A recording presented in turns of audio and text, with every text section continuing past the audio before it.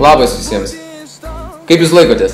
Filmuoju šitą filmuką su savo išmaniuoju telefonu, nes išmanųjį telefoną yra dabar labai populiaru turėti, visi tokį turi, kad pašnekėčiau apie studijas užsienyje ir ar jos yra naudingas dalykas ar ne. Iš savo perspektyvos galiu pasakyti taip, aš už studijas užsienyje,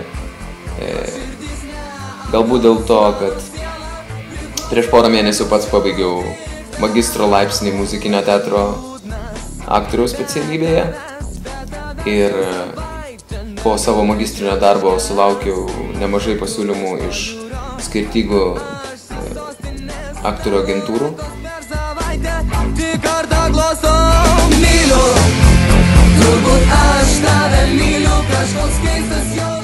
Tai ką aš gavau studijuodamas Guildfordo aktorinė mokykloje, neįsivaizduoju, kur galėčiau gauti kitur. Dėl to, kad žmonės, kurie dirbo su mūsų kursu ir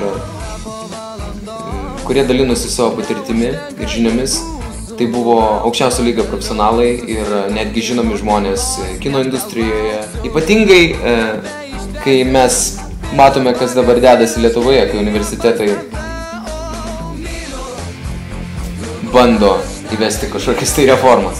Aš noriu paskatinti chebrytę išvaryti pasižmonėti. Tiesiog tas kitas aspektas tai yra tiesiog pasaulio pažinimas, kultūrų pažinimas, papročių, tradicijų pažinimas.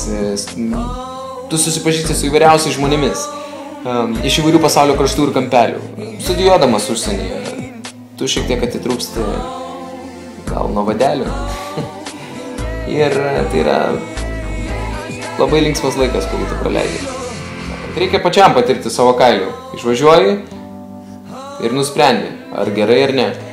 Mane labai nervina skeptikai, kurie šneka apie užsienį kaip apie kažkokį tai blogio irštvą ir kad reikia būti labai dideliais patriotais ir likti Lietuvoje. Aš pasakysiu taip.